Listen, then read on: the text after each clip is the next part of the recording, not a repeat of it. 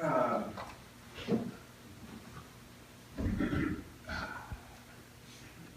Thinking back,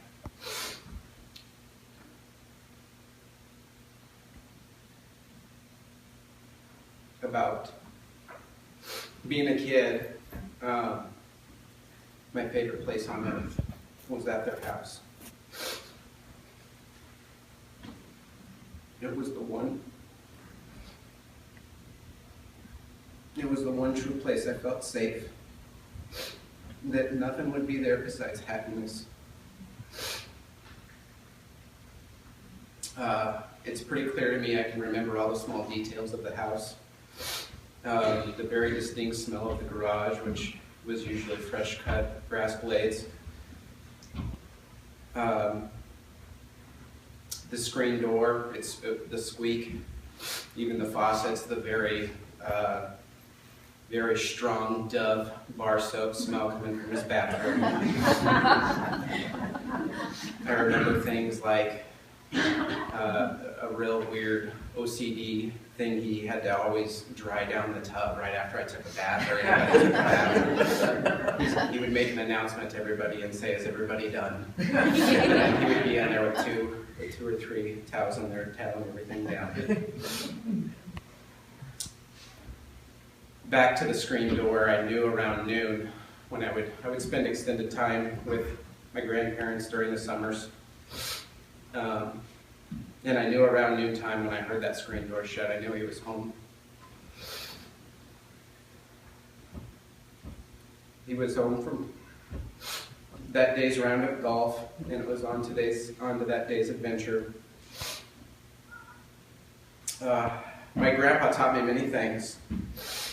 He taught me how to mow the grass and make it look like the best grass on the street. There was a two-part system. Every Tuesday he would catch, and every Thursday he would mulch. Never in the same direction. He taught me how to use less toilet paper when Mother Nature was calling. I'm still not sure if he was serious. He taught me to golf. But now I know why he soon got me lessons.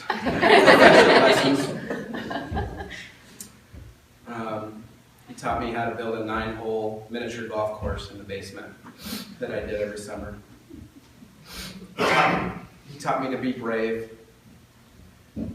As we all do in life, we are forced to deal with our fears and how to face them head on. Last year he underwent a heart surgery. And I remember standing in the elevator with him and my two uncles and my dad. And the nurse asked him who was with him, and he said, "My boys." I was very proud to be standing next to my dad and my uncles that day as we represented my grandfather and his crew. Growing up, in my relationship with God, I often wondered, and I still do, if God was present, and He is present, but if I could see and hear Him audibly, I would wonder what He would say to me right now in whatever situation I was in.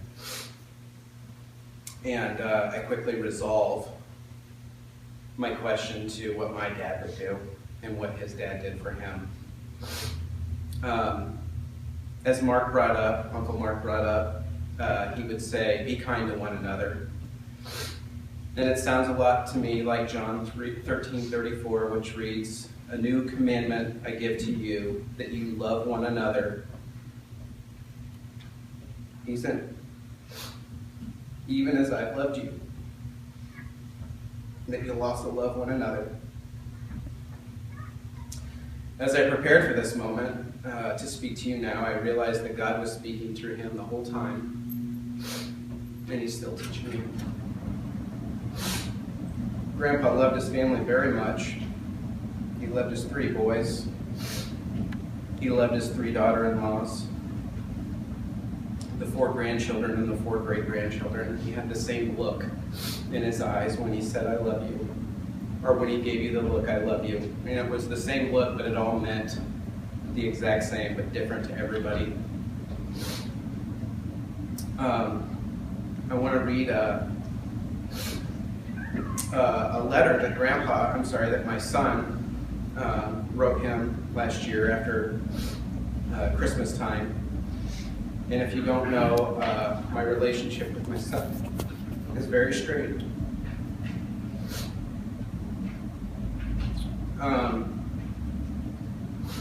But Grandpa kept the lines of communication open with him and will continue to respond. And he wrote him, "Dear Grandpa Stines, this time of year I'm supposed to be thankful on what I'm thankful for. And I'm thankful for you that you've never forgotten my birthday or Christmas for as long as I can remember. I'm doing well all around in school and just in regular life. I cannot wait for Christmas and for some more movies. I hope you have a Merry Christmas and a Happy New Year. It feels to me to know that yesterday in June and that we're only a week away from Christmas. Sincerely, love, Will." Since last Monday when he left us,